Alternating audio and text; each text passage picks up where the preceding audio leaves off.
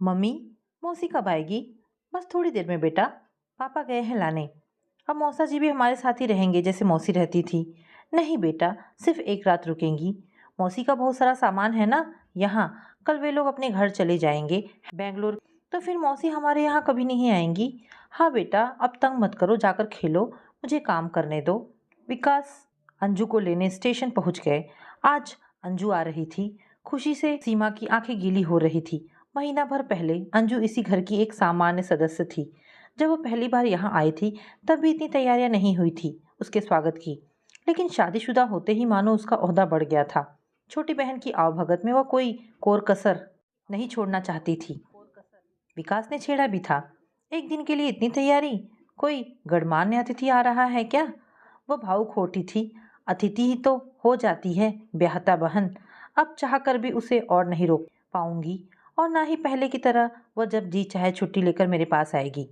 इस एक रिश्ते ने बरसों के हमारे रिश्ते और अधिकारों की परिभाषा बदल दी। पर जब रोकने का अधिकार था तब मैंने ही तो उसे घर से निकाल दिया था। सीमा सुबकने लगी तो विकास ने प्यार से समझाते हुए कहा, देखो सब ठीक होगा, तुम व्यर्थ अपने को दोषी मानती हो। अब उसके सामने इन सब बातों का जिक्र नहीं करना। उसे प्यार से विदा करना। और फिर तैयार होकर वे स्टेशन रवाना हो गए। किंतु सीमा के मन में उथल पुथल सी मची रही। वह सोचने लगी कि यह सब वह अंजू के प्रति अपने प्रेम के लिए कर रही है। यह उस ग्लानि से निजात पाने का उसका प्रयास भर है। शायद वह तब भी स्वार्थी हो उठी थी और अब भी यह उसका स्वार्थ ही है जो वह उसे खुश कर देना चाहती है ताकि उसके पति के सामने उनके गिले शिकवे ना प्रकट हो। सीमा सोचने लगी कि पता नहीं अंजू कैसी होगी, शादी से खुश भी है या नहीं।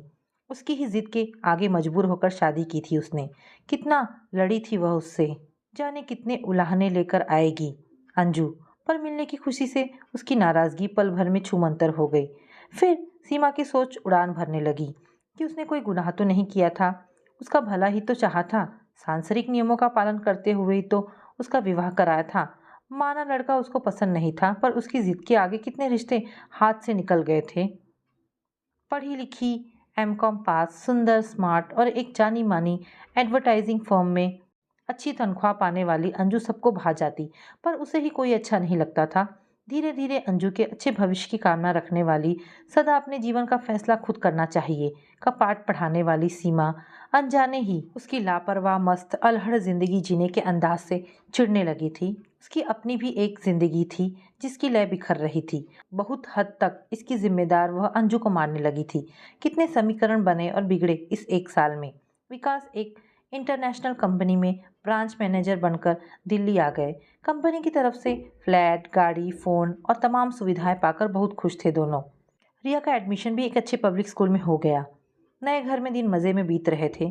एक दिन विकास बोले, इतना बड़ा घर कंपनी ने दिया है और हम कुल मिलाकर 2.5 प्राणी।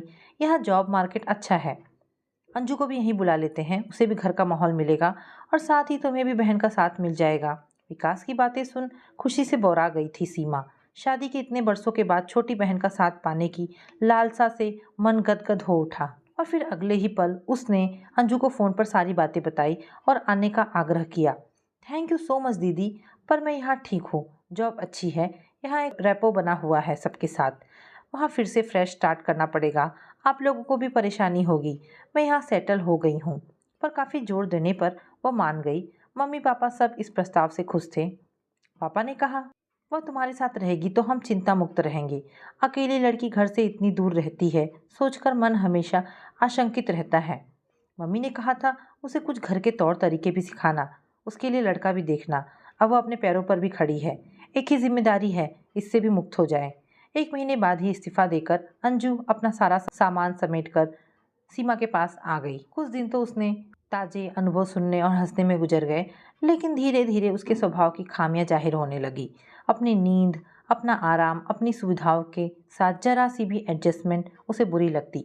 शुरू शुरू में उसकी तमाम हरकतों और नादानियों को दोनों यह सोचकर नज़रअंदाज करते रहे कि कम उम्र में परिवार से अलग रहने की वजह से वह आत्म केंद्रित हो गई है। अपने अच्छे बुरे कर्मों के लिए वह स्वयं जिम्मेदार होता है। सारी तकलीफ़ें, अकेलापन, परेशानियाँ, खुशियाँ सब अपने तक रखने की आदत हो जाती है। आखिर घर के लोगों से दूर परायों के बीच आप कितना कुछ बांट पाते हैं। देखो, अब तक तो अपने आप को वही संभाल रही थी ना। अब उसे घर के माहौल में ढलने में थोड़ा समय लगेगा ही, पर घर से बाहर तो 3-4 सालों से रह रही है। पहले तो घर में ही रहती थी। तुम्हारी शादी के समय 16 साल की थी। मम्मी पापा की लाडली रही है। तुम खुद को परेशान मत करो। किंतु अपनी ही बहन का अजनबियों सा व्यवहार उसे सालने लगा था कि कल तक जिस बहन की काबिलियत पर उसे इतना गुमान था, जिसकी छोटी छोटी उपलब्धियां भी बड़ी लगती थी, अब उस लाडली बहन में उसे 100 खोट दिखाई दे रहे हैं। कुछ ही दिनों में नए काम पर जाने लगी थी वह। अच्छी नौकरी का गुरूर स्वभाव में भी झलकने लगा था। वह जब तब ऊंचे स्वर में नौकर पर चिल्लाती, चाय नहीं बनी अभी तक, मेरा नहाने का पानी क्या हुआ, मैं कहकर गई थी मेरा कमरा क्यों नहीं ठीक किया, आज का पेपर कहाँ है, आदि। अंजू ऊंचे स्वर में अपनी बौखलाहट दिखाती और सीमा सारे काम छोड़ दौड़कर उसकी परेशानी दूर करने में लग जाती। ममता में अंधी जान ही नहीं पाई कि कब और कैसे वह अपनी छोटी बहन के हाथों की कठपुतली बन गई। यहाँ तक कि नौकर भी उसकी अवहेलना कर अंजू का काम पहले करता। अपने घायल स्वाभिमान की रक्षा वह नौकर को डांट कर या रिया को पीट कर करती। मन ही मन सीमा अंजू को अपना प्रतिद्वंद मानने लगी। अक्सर दोनों में कहासुनी हो जाती।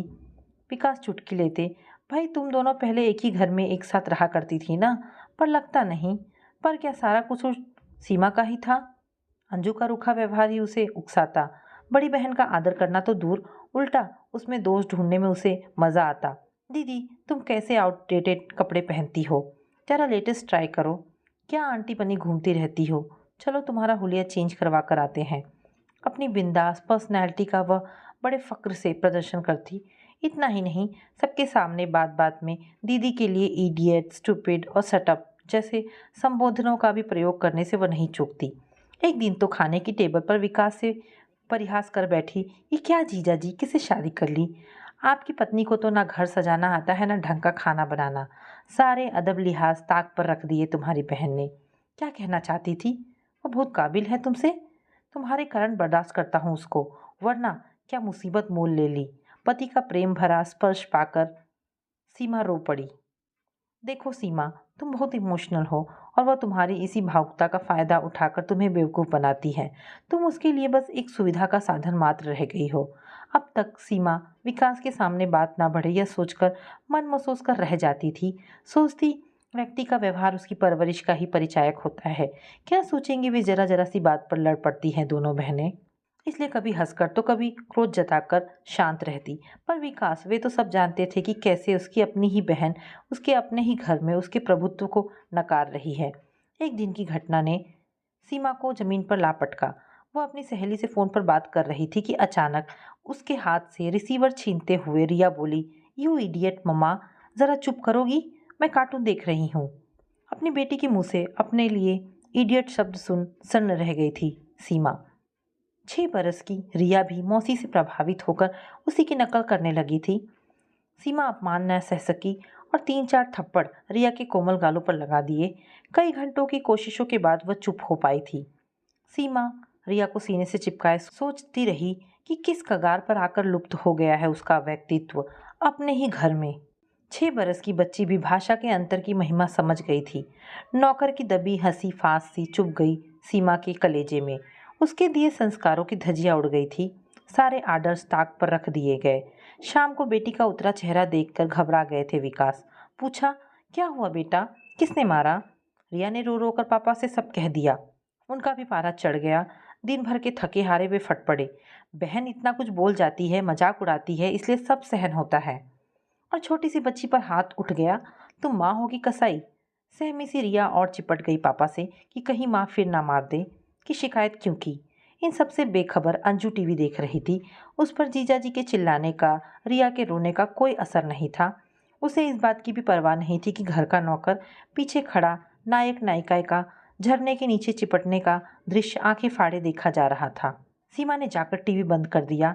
यह क्या तरीका है दीदी? वह तमतमाकर टीवी की ओर बढ़ी। सीमा ने बीच में ही रोक दिया। देखो अंजू, घर में रहने के कुछ कायदे होते हैं। तुम अकेली नहीं हो, यहाँ और भी लोग रहते हैं। तुम्हें ध्यान रखना चाहिए कि घर में एक नौकर भी है। कम से कम ऐसे वाहियात प्रोग्राम मेरे घर में नहीं चलेंगे। थोड़ा तमीज़ सीखो। तुम्हें नहीं देखना तो मत देखो।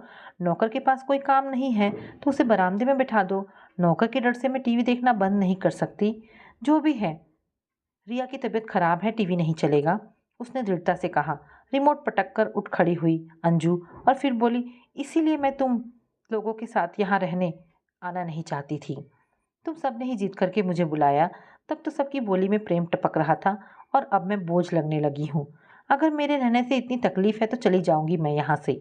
उस दिन किसी ने खाना नहीं खाया। सीमा पति के सामने शर्म से निगाहें नहीं उठा पा रही थी। कितने प्यार और विश्वास के साथ उन्होंने अंजू को घर में जगह दी थी। जिसे सामंजस्य से बिठाना चाहिए था वही मौज मना रहा था। उल्टा घर वाले मन महसूस कर जी रहे थे। रिया का रोना भी उसे नहीं पिघलाता। महीने भर में वह सबके लिए सिर दर्द बन गई थी। सब उससे करनी काटते, जो उसके लिए अच्छा ही था। उस पर से अंकुश जो हट गया था। मम्मी मौसी कब आएगी? रिया बोली। आ जाएगी बेटी, तुम सो जाओ। वे आएंगी तो मैं उन्हें जगा दूंगी। हल्के हाथों की थपकियों ने थोड़ी ही देर में रिया को नींद के आगोश में सुला दिया। पता नहीं अब भी उसमें बदलाव आया या नहीं। ससुराल में कौन उसके नखरे सहता होगा। उम्र बढ़ने के साथ थोड़ी परिपक्वता, स्वभाव में नरमी, धैर्य तो हर लड़की में आता है, लेकिन वह इन सब किताबी बातों से अछूती थी। उसे छुटकारा पाने के लिए सीमा ने जोर शोर से लड़का देखना शुरू किया। अच्छा रिश्ता मिलना बहुत ही कठिन काम था, लेकिन उसे हर रिश्ता ही अच्छा लगता। और फिर अच्छे रिश्ते की कोई विशेष परिभाषा तो होती नहीं। उसे बस एक ही चिंता रहती कि ज़्यादा देर हो गई तो अंजू को सामंजस्य से बिठाने में परेशानी होगी। कितने जतन किए थे अंजू की शादी के लिए, कितने झूठ बोले थे। जहाँ परिचय बढ़ता वह चुस्त हो जाती। अपने चेहरे की मुस्कान और मधुर व्यवहार से पहली ही मुलाकात में लड़के वालों को प्रभावित कर लेना चाहती थी। मानो उसके गुणों को देखकर वे ही लोग अंजू से रिश्ते के लिए हाँ कर देंगे। सीमा कहती, मेरी बहन बहुत जिम्मेदार और मेहनती है। जॉब के साथ साथ घर के कामों में भी निपुण है। घर सजाने और नए नए पकवान बनाने का बहुत शौक है इसे। मेरी बहन है इसलिए नहीं कह रही, सच में she is very nice, very talented. Anju सिर झुकाए उसकी बेबसी पर मंद मंद मुस्कुराती रहती। कैसी विडंबना थी। जो मन का बोझ थी उसी की तारीफ में कसीदे पढ़ती, उसके सारे अवगुण छिपा जाती। कहती कैसे कोई अपने सिक्के को खोटा बताता है। अपनी बहन का अच्छा बुरा सोचना सीमा का फर्ज था।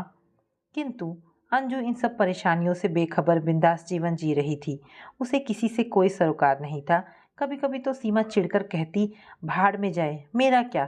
जब उम्र निकल जाएगी और ठोकर खाएगी तब अकल आएगी। पर तब तक तो उसे ही झेलना पड़ेगा। और उसका धैर्य चुकता जा रहा था। वह जल्द से जल्द बोझ मुक्त हो जाना चाहती थी, या फिर अंजू को सबक सिखाना चाहती थी। उसने कोशिश जारी रखा, किसी को ऐसी नहीं वैसी तस्वीर चाहिए। लड़के के माँ बाप पूछते, लड़की गांव देहात में रह लेगी? कहीं माता पिता को सब भाता तो लड़के को लड़की तेज लगती, कहीं सुंदरता भाती तो हाइट कम लगती। किसी को पापा का रिटायर होना कमतर लगता क्योंकि दहेज खास नहीं मिलेगा। किसी को उसकी प्राइवेट नौकरी ही पसंद नहीं आती, सरकारी होती तो अच्छा था। बहुत समय तक बाहर रहना पड़ता है, ऐसे में घर कैसे संभालेगी? हर बार कोई ना कोई कसर रही जाती। एक समान प्रश्न हर लड़के की माँ पूछती, आपकी बहन हॉस्टल में रही है, परिवार में नहीं पली है, तो क्या परिवार में सामंजस्य बिठा पाएगी? नौकरी के साथ साथ घर रिश्तेदारी सब निभा पाएगी? यह कठिन प्रश्न था, जिसका जवाब देते जबान लड़खड़ा जाती। कैसे झूठ बोले, बात तो सच थी। दिल 100 बंधनों में जकड़ जाता। इस सौदे में हर व्यक्ति थोड़ा बहुत छल तो करता ही है, किंतु उसके अंदर धोखा देने का एहसास ज़्यादा गहरा जाता। फिर भी मुस्कुराकर धीमे स्वर में कहती, परिवार में ही पली है आंटी, हॉस्टल में कुछ साल ही रही है। अपने संस्कार तो परिवार से जुड़कर रहना ही सिखाते हैं। मेरी ही बहन है, जैसा आप कहेंगी आपके सिखाए अनुसार सब करेगी। सच तो यह था, जब बात नहीं बनती तो एक प्रकार का हल्कापन महसूस करती, जैसे कोई बड़ा अपराध करने से बच गई। अंततः काफ़ी दौड़ धूप देखने दिखाने के बाद यह रिश्ता आया था। अंजू को यह रिश्ता भी पसंद नहीं था। सीमा को उसका अपने जीवन पर ऐसा नियंत्रण देख उससे ईर्ष्या होने लगी थी। पापा, आप लोगों को मेरी शादी की चिंता करने की ज़रूरत नहीं है। मैं कोई मजबूर व लाचार नहीं हूँ कि आप लोग जिस चीज़ के पल्ले बांधकर मुझसे छुटकारा पाना चाहते हैं। अंजू ने कहा। पापा की खामोशी में आग में घी का काम किया। सीमा का पारा 7वें आसमान पर जा पहुंचा। तुझ जैसी बददिमाग जिद्दी लड़की से जो भी शादी कर रहा है, हम पर एहसान कर रहा है। उसका तो भविष्य अंधकारमय है ही। हम लोग तुम्हारे कन्यादान के कर्ज से मुक्त हो जाना चाहते हैं। तुम्हारी वजह से मेरे घर की शांति नष्ट हो रही है। तुम जल्द से जल्द इस घर से विदा हो, फिर उस घर को जोड़ो चाहे तोड़ो मेरी बला से। पर अब मेरा घर खाली करो। टपटपाई आंखों से बिना कुछ कहे वह उठ गई थी। पापा को भी स्थिति के विस्फोटक होने का भान नहीं था। सब सहम गए थे कि कहीं वह कुछ कर ना बैठे, लेकिन वह खामोशी रही सारा दिन। पापा फैसला नहीं कर पा रहे थे। एक तरफ जान से प्यारी चांद सी अंजू, दूसरी तरफ मनचाहे वर का मुंह मांगा दाम और अनिश्चित इंतजार। 2 दिन तक वे टकटकी लगाए दोनों बहनों का शीत युद्ध देखते रहे। विकास ने इन सबसे खुद को अलग कर लिया था। सुबह ऑफिस निकल जाते और शाम को ऑफिस से आते ही रिया के साथ खेलने में बिजी हो जाते। एक बेटी का घर बसाने में कहीं दूसरी बेटी का बसा बसाया संसार ना उजड़ जाए, यह सोचकर और उसकी खामोशी का फायदा उठाकर पापा ने इस रिश्ते पर स्वीकृति की मुहर लगा दी। आनन फानन में दिन भी तय कर दिया गया। बिना किसी हील हुज्जत के यह शादी संपन्न हो गई थी। फेरों के समय अंजू सूनी आंखों से सुनने में देखती रही थी। उसकी बेबसी सबको अंदर ही अंदर खाए जा रही थी। सारी यादें आंसू बनकर गालों पर बह आई। इस 1 महीने में ना जाने कितनी बार स्वयं को दोषी मानकर पछताई थी सीमा। जिस अंजू ने कभी नियम पूर्वक कोई काम नहीं किया था, उसके हाथ में इतने बड़े परिवार की बागडोर थमा दी गई थी। 4 भाई बहनों में सबसे बड़े निखिल बेंगलोर की एक प्रतिष्ठित कंपनी में कंप्यूटर इंजीनियर थे। एक बहन ब्याहता, एक कुंवारी और एक ग्रेजुएट देवर। पिता रिटायर्ड स्कूल मास्टर थे। लड़के की मां नहीं थी। हमें और कुछ नहीं चाहिए, आप अपनी सुविधानुसार ही सब करें। निखिल की मां को बस सुंदर दुल्हन की आस थी। निखिल के पिता ने कहा तो दोनों बहनों ने भी मुस्कुराकर पिता की बात का समर्थन किया था और पापा ने भी निरर्थक मुस्कुराकर लाचार पिता की भांति अंजू का हित नजरअंदाज कर दिया। विवाह के मामले में आज भी लड़की वाले समझौते का ही सौदा करते हैं, पर यहाँ तो मजबूरी और भी थी। विवाह होने तक सब अपनी राय देते रहे। कोई कहता उम्र में अंजू से 8 साल बड़ा और सुंदरता में अंजू के बराबर नहीं है, तो क्या हुआ, वह अपने पैरों पर खड़ा है और फिर आगे तरक्की ही करेगा। कोई कहता लड़के की सुंदरता नहीं, गुण देखने चाहिए। अंजू रो धोकर अपनी ससुराल विदा हो गई थी, पर उसका मन खुद को कभी माफ नहीं कर पाया। मेरे अहम और जिद ने क्या से क्या कर दिया। मेरे ही कारण अंजू ने मन मारकर समझौता किया। वह कहीं से अंजू के लायक नहीं था। इतना बड़ा परिवार, मैंने उसकी जिंदगी बर्बाद कर दी। अब कभी उसको हंसता मुस्कुराता नहीं देख पाऊंगी। कैसे निभाऊंगी। फोन की घंटी बजी। सीमा ने दौड़कर रिसीवर उठाया।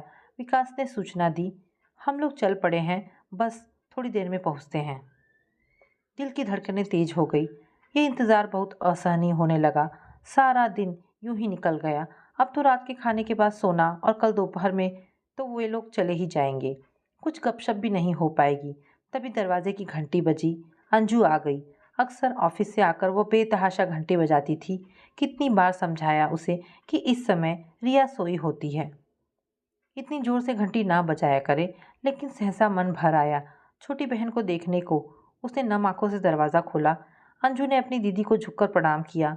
सदा खुश रहो, फूलो फलो। दिल भर आया आशीर्वाद देते हुए। जी नहीं, तेरी तरह फूलने का कोई शौक नहीं है मुझे, वही चंचल जवाब मिला। गौर से अपनी ब्याहता बहन का चेहरा देखा। मांग में चमकता सिंदूर, लाल किनारी की पीली तांत साड़ी, दोनों हाथों में लाख की लाल लाल चूड़ियाँ, सजी धजी प्रतिमा लग रही थी। वह लजा गई। छोड़ दीदी, तंग मत कर, रिया कहाँ है। और फिर रिया रिया पुकारती हुई वह बेडरूम में घुस गई। मन ने टोकना चाहा कि अभी सो रही है, छोड़ दे, पर बोली नहीं, मौसी आई है। वह भी तो देखिए अपनी सजी धजी मौसी को, बड़ी प्यारी लग रही है। अंजू सुंदर तो है ही और निखर गई है। मौसी की गोद में उनिंदी रिया आश्चर्य और कुतूहल से मौसी को निहारते हुए बोली, मौसी बहुत सुंदर लग रही हो आप तो, एकदम मम्मी जैसी सजी हो। उसके इस वाक्य ने सहज ही अंजू को नई श्रेणी में लाकर खड़ा कर दिया। उसी एक पल में अनेक प्रतिक्रियाएं हुई। अंजू लजा गई। निखिल ने प्यार से अपनी सुंदर पत्नी को निहारा। विकास की नज़र उन दोनों से फिसलकर सीमा पर स्थिर हो गई। सबके चेहरे पर खुशी और संतोष झलक रहा था। अंजू के चेहरे पर लाली देखकर मन फूलों सा हल्का हो गया। तभी अंजू का अधिकार भरा स्वर गूंजा, निखिल घर पर फ़ोन कर दीजिए कि हम लोग पहुंच गए हैं, और पूछिए अमित की तबीयत अब कैसी है। दोनों ही चौंके। अंजू कब से लोक व्यवहार निभाने लगी। अभी 4 महीने पहले की ही तो बात है। सीमा को बुखार हो गया था, किंतु घर में रहकर भी 3 दिन तक अंजू को कोई खबर नहीं हुई थी। नौकर के सहारे उसका काम चल रहा था। विकास के हाथ में ब्लड रिपोर्ट और दवाओं को देख वह चौंकी थी। किसकी तबीयत खराब है? सीमा की। वही अंजू आज चिंतातुर दिख रही थी। हमें लगा या तो यह चमत्कार है या फिर दिखावा। चाय पीकर दोनों फ्रेश होकर अपने कमरे में चले गए थे। अंजू के जाने के बाद से उसका कमरा वैसा ही था। ये दोनों भी अपने कमरे में आ गए। विकास अलमारी खोलते हुए बोले, चलो तुम्हारी बहन गृहस्थी के दांव पे सीखने लगी है। अभी तक का परफॉर्मेंस तो अच्छा है। तभी अंजू प्रकट हुई। आप लोगों के पास मेरे अलावा और कोई बात नहीं है क्या? वह इठलाते हुए बोली। इन्होंने भी चुटकी ली। है, कैसे नहीं। अब इंटरवल के बाद का सिनेमा देखना बाकी है। फर्स्ट हाफ तो हमने रो रो कर बहुत देखा। उम्मीद है अगला हाफ अच्छा होगा। पहली बार विकास ने प्यार से उसके सिर पर चपत लगाई और बाहर चले गए।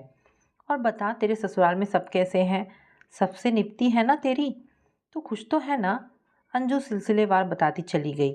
इस एक महीने में कब क्या हुआ, किसने क्या कहा, उसे कैसा लगा, कैसे उसने सहा, कैसे छिप छिप कर रोई, कैसे सिर दर्द और बुखार में न चाहते हुए भी काम करना पड़ा था। ननद की जिद्दी बच्चों की अनगिनत फरमाइशें, छोटी ननद के नखरे आदि।